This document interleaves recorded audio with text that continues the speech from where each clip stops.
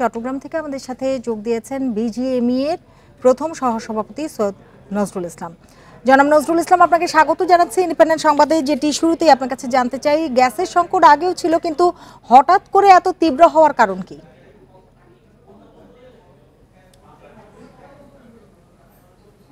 ধন্যবাদ আপনাকে।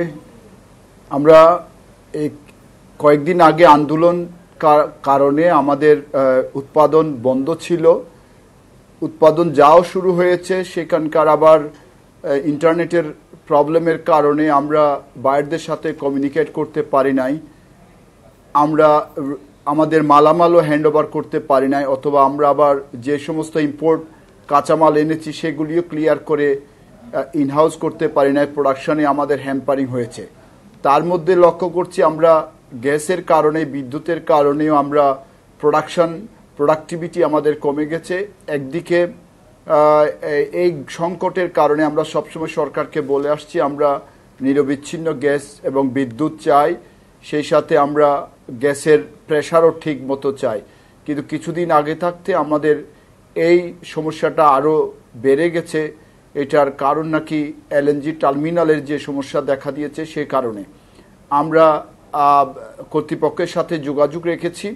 ঢাকা চিটাগংয়ে যেখানে যেখানে গ্যাসের সমস্যা, সেই গ্যাসের সমস্যার সমাধানের জন্য তারা তড়িৎ গতিতে ব্যবস্থা নিতে আমরা অনুরোধ করেছি।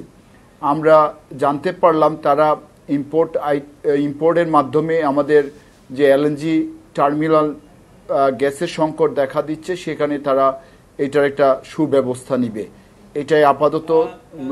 নজরুল ইসলাম, আপনাকে ধন্যবাদ। আমি আরেকটি প্রশ্ন আপনার কাছে করতে চাই, সেটি হচ্ছে যে বিষয়টা আপনি বলছিলেন যে কর্তৃপক্ষ আপনাদের আশ্বাস দিয়েছেন যে বাড়তি গ্যাস এলএনজি সরবরাহ করা হবে, কিন্তু যে বিষয়টা আসলে সবাই চিন্তিত বা সরকারও বলছে তারা করতে চান, সেটা হচ্ছে আমদানির অবকাঠামোটা আসলে ভালো করার কথা, আরও সেই সুযোগটা বৃদ্ধি করার কথা। কারণ ক্ষতিগ্রস্ত এলএনজি টার্মিনাল তো আবার ক্ষতিগ্রস্ত হতে পারে। এই ক্ষেত্রে কোনো বিকল্প চিন্তা কর্তৃপক্ষ বা সরকার করছে কিনা, সে বিষয়ে আপনাদেরকে জানানো হয়েছে কিনা? আমাদেরকে জানানো হয়েছে। অবশ্যই সরকার যেহেতু ব্যবসা বান্ধব সরকার সবসময় ব্যবসায়ীদের সুযোগ সুবিধা দেওয়ার জন্য চেষ্টা করছে। কারণ সরকার অনুধাবন করেন বাংলাদেশের 18 কোটি মানুষকে যদি ভালো রাখতে চায়, বাংলাদেশের অবশ্যই শিল্পায়নের কোনো বিকল্প নাই।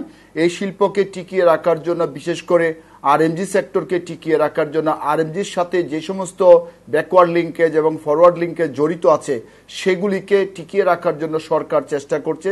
তারই ধারাবাহিকতায় সরকার প্রাকৃতিক গ্যাসের যে সংকুলন দেখা দিয়েছে সেটাকে কাভার করার জন্য ইম্পোর্টেড গ্যাসের জন্য ব্যবস্থা নিয়েছে। আমরা যতটুকু জানতে পেরেছি 2টা টার্মিনাল আছে, আরেকটা টার্মিনাল সময়ের প্রয়োজনে অবশ্যই এটা করার প্রস্তুতি নেওয়া হয়েছে।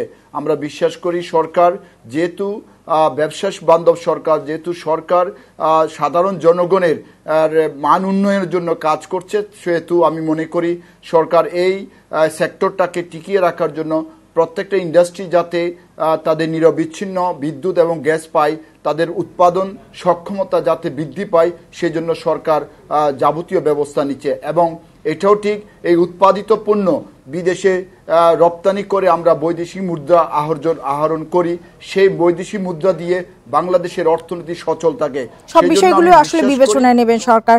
সৈয়দ নজরুল ইসলাম, আপনাকে অনেক ধন্যবাদ আমাদের সময় দেওয়ার জন্য এবং আমাদের সাথে যোগ দেওয়ার জন্য।